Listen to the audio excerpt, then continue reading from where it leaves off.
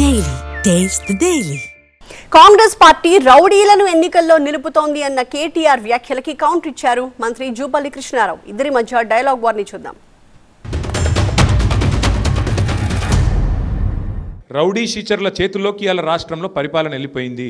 మీ జూబ్లీహిల్స్లో కాంగ్రెస్ ఇచ్చిన క్యాండిడేట్ కూడా ఆయన కూడా గసంటోడే, ఆయనేం సకటోడు కాదు.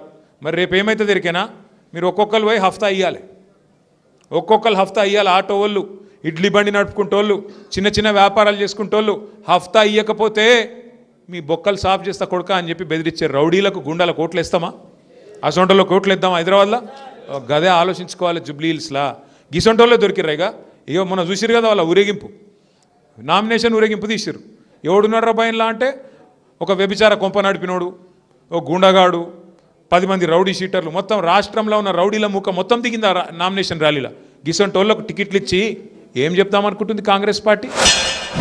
ఏం మాట్లాడుతారు రౌడీ అంటారు కదా. ఇలా అభ్యర్థిని గురించి కూడా, నవీన్ యాదవ్ గురించి కూడా మాట్లాడుతాడు కేటీఆర్.